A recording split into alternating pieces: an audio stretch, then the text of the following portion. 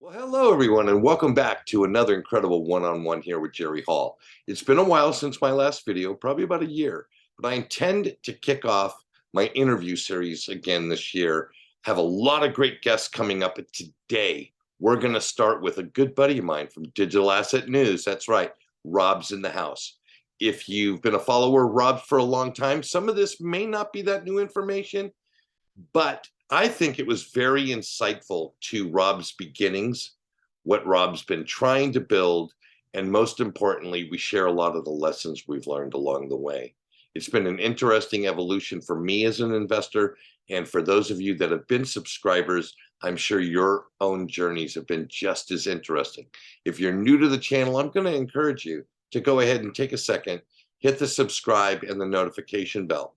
Leave comments. I really encourage interaction with the folks that are engaging with this content. But without any further ado, let's get right to that interview. Here it is.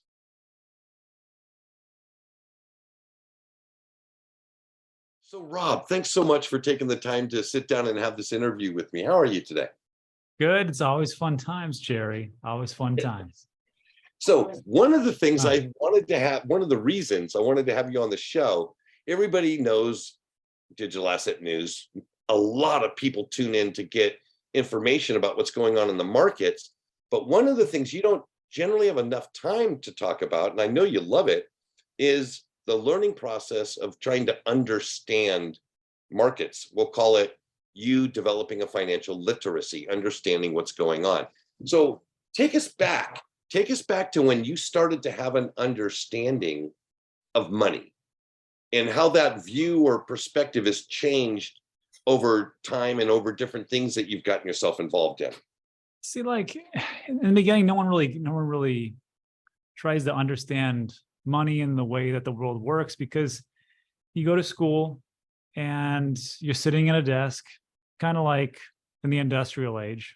You're just sitting in there and you're learning, and they're spoon feeding everything that you're supposed to know and the things that you should know. But there's not really anything that has to do with finances, because why would they, right? It seems like that has just been eradicated from the curriculum for whatever reason. I don't know why. So for me, like, you go through high school in the States. Now in some states, they might, teach some things about finances, maybe how to write a check, how to balance your checking account. That's pretty much like the extent of it. But no one really tells you like how to get ahead, how to invest, how to save, and like just some basic fundamentals. So for me, it was just trial and error. And I think that's how everybody does it. They just go out there and go, okay, what's going to work? Well, I can work for somebody else. And that's what I've been taught the whole time that I was in school and then in college. And then of course went to the military. That worked out pretty well. So when it was all about working for somebody, it worked out okay. But then I realized that I could never get ahead by trading my time for money. And it's the common theme that you hear from a lot of different people that are out there. They'll say, I realized that I can't keep trading time for money because I'll never get ahead. And of course, I never understood about, taxes. And I mean, I knew that there were taxes, but I never understood that it was, there was just so much that was out there. And then inflation, which is a silent tax. I never really got into it until I started to invest into myself and say, you know what, if I'm going to do something, I have to actually start to work for myself. And that's when that's when things started to click. So the first thing I did was, well, first of all, I got out of the military. I was what was called a combat medic, and good times had by all. And then of course I wasn't really a big fan of being in the field too much. So they cross-trained me to be an LVN, which is a nurse. And then I got out, I became an RN. And then during that time, I'm like, you know what? I'm still not going to make it because I'm still trading my time for money. So what I did was I started up my own website, and I taught nursing students how to pass their clinical exam through an online education platform. And then the day that I started this whole website, this was back in the day when there wasn't like, this was like when the internet was first it was already around, but it was very difficult to even like upload videos. So I would sell DVDs. I would sell DVDs of myself doing like like neurological assessment, respiratory assessment, cardiological assessments. And I realized and it was a funny day. As soon as I hit enter and I uploaded the website, because I was on these chat forums, Yahoo groups, and I got my first order, then my first 20 orders, then my first 100 orders, which were each for like $100. I was like, oh, this is how it's going to work. So this is the whole thing to get me over the hump and start to work for myself. And then that led me on to real estate and led me on to Amazon businesses, and then of course sports facility. And now we just do a lot of things with short-term rentals and some long-term rentals and things like that. So the whole thing kind of came back for this. I knew I would never get ahead unless I worked for myself. And then when I started to look at like, well, all this money that I have, I mean, it's great, right? It's great to have money in the bank and you can pay for these things. But then I thought to myself, well, what is money and what is this thing that I keep hearing about as far as like this silent tax, which is inflation? I started to notice that it's great to have assets because those assets would go up. But then I'm like, where does this money come from? There's a great video. It's quasi documentary. It's called Zeitgeist. And Zeitgeist was the first movie that I watched, which it goes over, there's three parts, religion, 9/11, and then it talks about debt.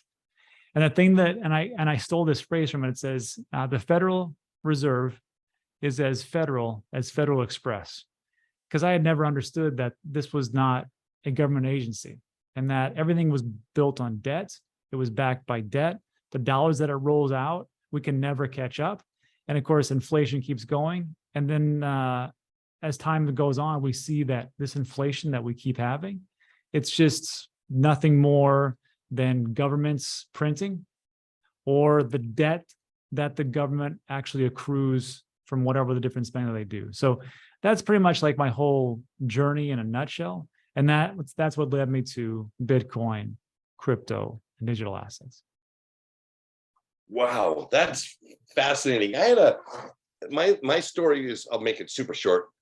Sure. I started working for a contractor in high school painting. And in the trades back in the 80s, being in the trades in the 80s,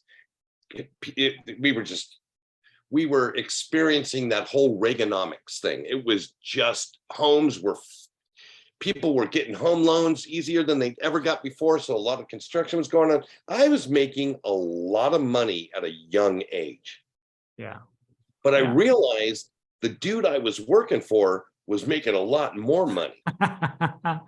Right. Yeah. And I thought, well, I could be that guy. I could be the guy that talks to the owners and gets the job. And at a very young age, I went and got my license and I did that. Yeah. And I spent my life in my mind making a lot of money. And then it came time, I'm 50, I turned 50 and I realized every dollar I had made literally got stuck into some depreciating asset, right? All the nice furniture, all the nice televisions in each room, all the nice stuff, even the new car every, 4 or 5 years, upgrading my motorcycle every couple of years, blah, blah, blah, all that stuff. I'm 50 years old. I don't want to keep going out there and hustling jobs up. Yeah. But I need to make $4,000 a month just to live in this, just to breathe air in the house. So what am I going to do? And that led me to, I asked a friend, hey, I need to figure out something because you better learn how to invest. You need to learn how to make money. Then that led me to the stock market. Stock market led me to crypto. And crypto led me on a journey of financial literacy, which I will forever be grateful for because I had no idea for 50 plus years of my life how things really worked. I had no idea. Well, Jerry, it's like you said, like it's all about getting into these appreciating assets. Because when we were growing up, what was the thing? Get a nice car, get a nice ride, get a job, yeah, make some money, save some money. Oh, save money, yeah.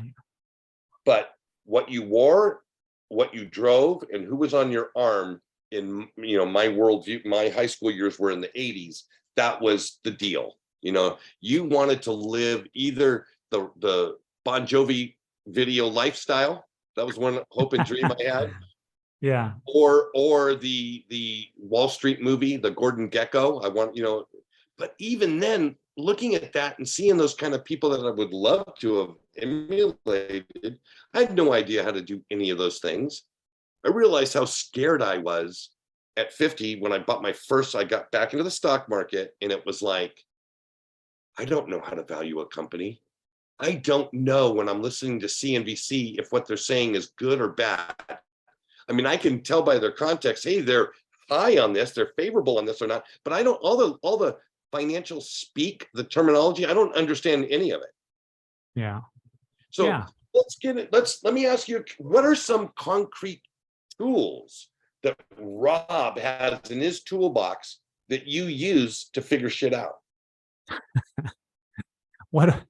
So this is the great thing about growing up in this world that we have now. First of all, when we were growing up, there was no internet. You'd go to the library, you take a look at the Dewey Decimal System, pick up a book and go, okay, now I got to read all about it. And hopefully the information is in there. And hopefully it's correct, because you can't fact check it, because you're like, well, I hope it is. But now there's this great thing called the internet. So there's no reason why there's nothing that you can or cannot learn. It's all there for you to put it out there. The problem with the internet, though, is the inverse problem of the library, is too much information. Unfortunately, there are the charlatans and there are the people that are out there that will just lead you astray.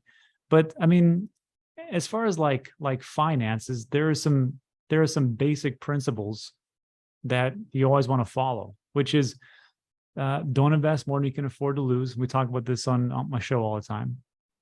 You want to get into appreciating assets, whatever those are. You want to try to keep your taxes low as much as possible. And that could be anything from different places that you live into.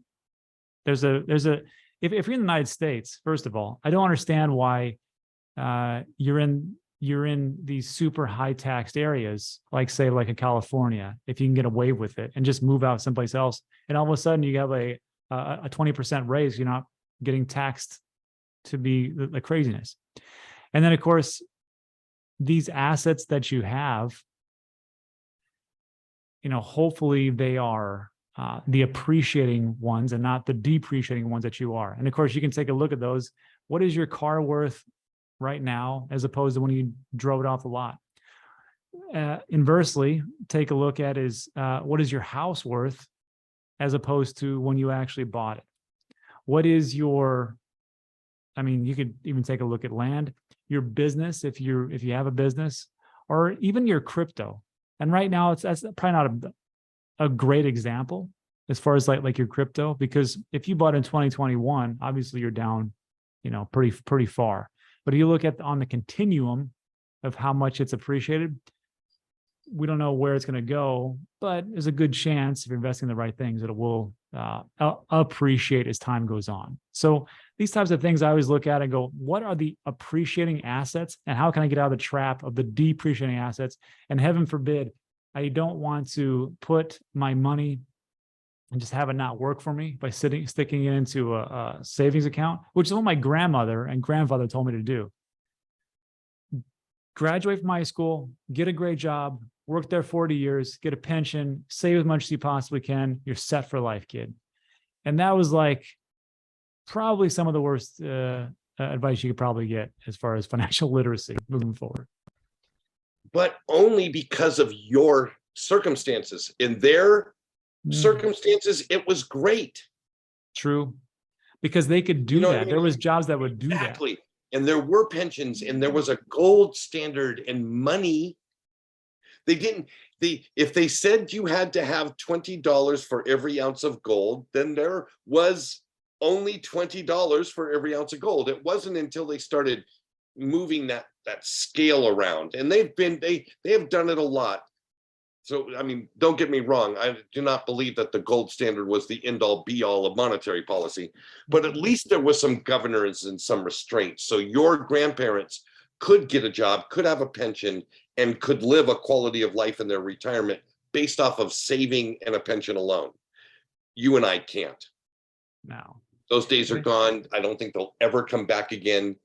And so we're stuck with, we need to take larger risks than our great grandparents and our grandparents did. And we need to like put our big boy pants on and say, that's just the way of the world. There is no longer, like my grandmother, she lived 103 years old, didn't work a day in her life. My grandfather died, she was 51. So she spent 52 years of her life without a quote unquote income coming in other than Social Security. She lived off bonds. She lived off of bonds. My grandmother was a bond woman, and she would preach that to me. Take that extra money and buy yourself $100 bond. I mean, and it was like, oh, okay. And to her, that was great advice. Yeah. Right now, that's like the safest thing you can do, but you're not gonna, I mean, try to have a retirement on that. Good luck.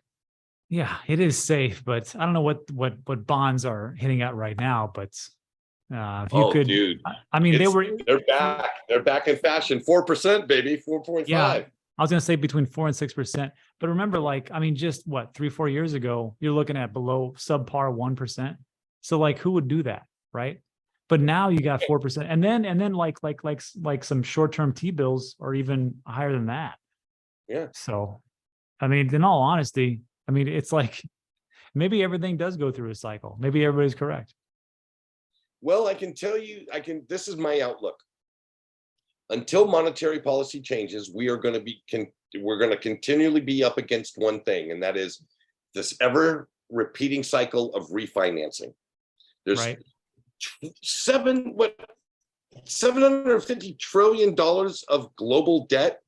I mean, it's disgusting. It's disgusting. I read something that $750 trillion of global debt will have a 100% recycle rate of 5 years. So in other words, all of that debt is going to become due within 5 years. So so each year there's this, stack of trillions. Oh, sorry, it was 75 trillion, not 750. I added a zero, my fault. 75 trillion. $7.5 trillion a year is being refinanced. It's not being paid off. 7.5 trillion.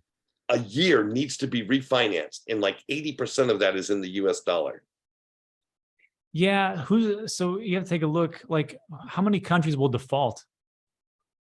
Well, how many already have? How many countries have went from their own currency to become dollarized? Panama, El Salvador. Right. Those are two of my neighbors here in Costa Rica that come to mind right off the top of my mind. And I think every other Latin American country is on that path. And isn't that the whole thing? Isn't debt really slavery, if you think about it? I mean, it's just a modern form of slavery to keep everything in line and in control. And then who controls that? Not us. The only people that benefit from debt are governments, not people, not companies. Companies think they do, as long as there's a policy that affords them to refinance at a cheaper rate next year. But the minute that changes, and we're seeing it now, look at the jobs rolling off. Job layoffs are a direct result of companies going, okay, well, we have this much debt that has to be refinanced. It's going to cost us more. We're going to have to lay off some staff. It's just a simple math thing. Right. Well, and they can't. As the CEO, I'm not going to give up any of my salary or bonuses. So you can bet we're going to cut some jobs. Well, but I think that's what Jerome Powell and the Fed are waiting for, aren't they? They're waiting for those layoffs to increase and the unemployment rate to go up. Although I don't know if it's going to go up that much, because it seems like the last 3 months or so, we've actually had a reduction in unemployment rates. So it'll be interesting to see. This is what I can predict. If the Fed does not reverse their policy, so even if they just stagnate, it's going to be tough, because you've got a lot of debt rolling over this year at a substantially higher rate than last year. because the rate of change over the course of 2022 was one of the steepest in history from a Right. rate of change perspective. And Right. keep in mind, it's 7.5 trillion that's being recycled every year.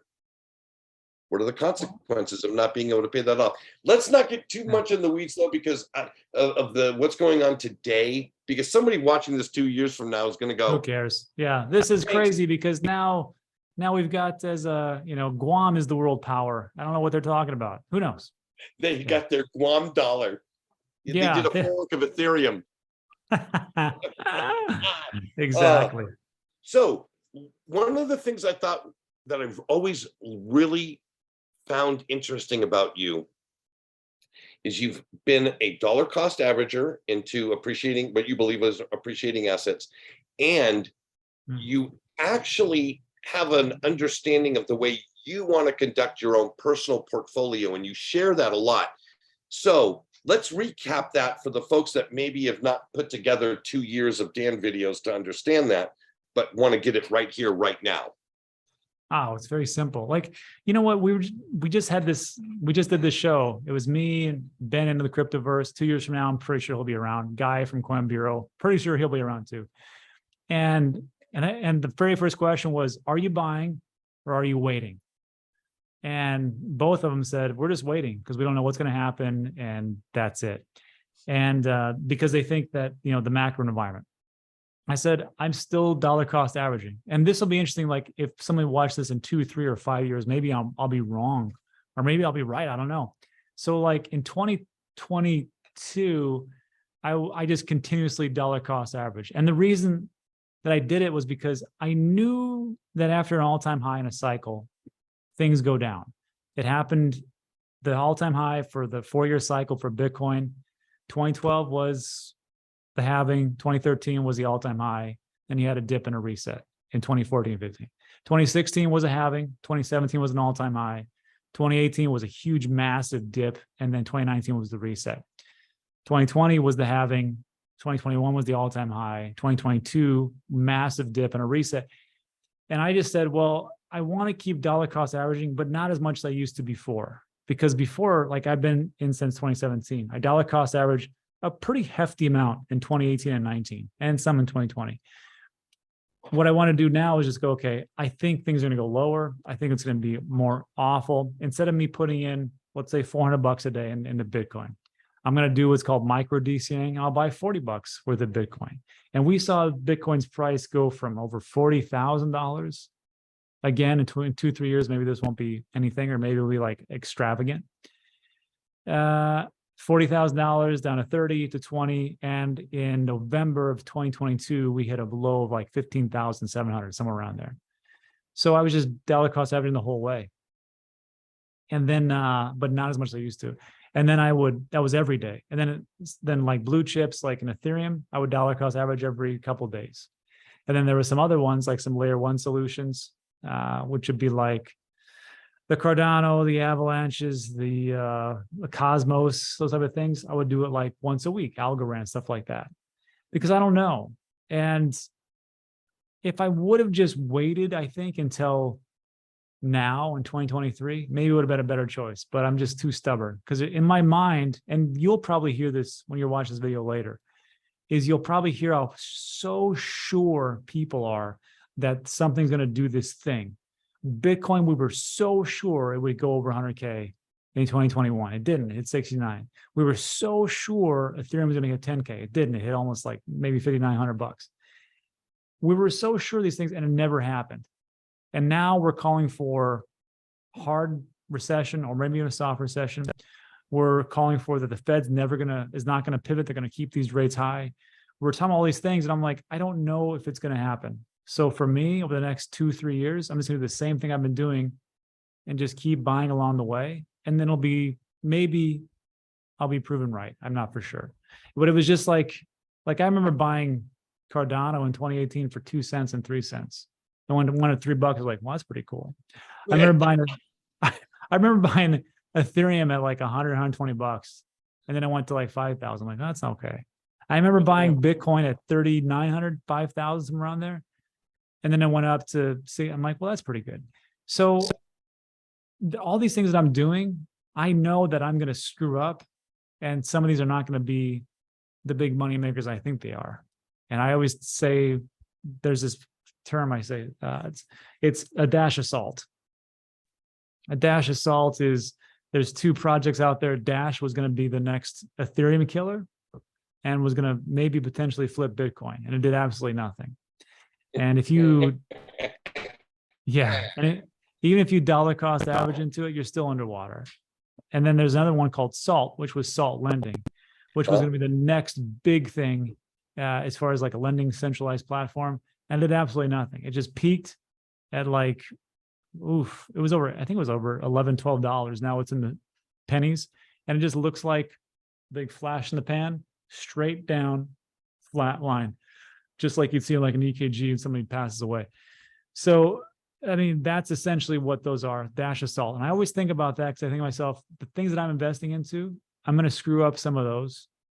It's okay, because if I just want to diversify a little bit, maybe one will make it. Maybe it's Bitcoin, maybe it's Ethereum, maybe it's Cosmos, maybe it's blah, blah, blah. I don't know. That's why I kind of spread the wealth around. So I'll be doing the same thing I've been doing forever, it seems like. And I'll see you guys in 2025, 2026, 2027. Yeah. Right on. Good job, man. Thank you so much. I think that's a great place to put a bow on this. Again, thank you so much for your time. And just in case you viewers, if this is a guy you're just getting in, like exposed to by some stretch of the imagination, Digital Asset News, a link to his YouTube channel and his incredible Twitter account will be in the description below. From Puerto Rico and Costa Rica, Pura Vida. See you next time. Adios.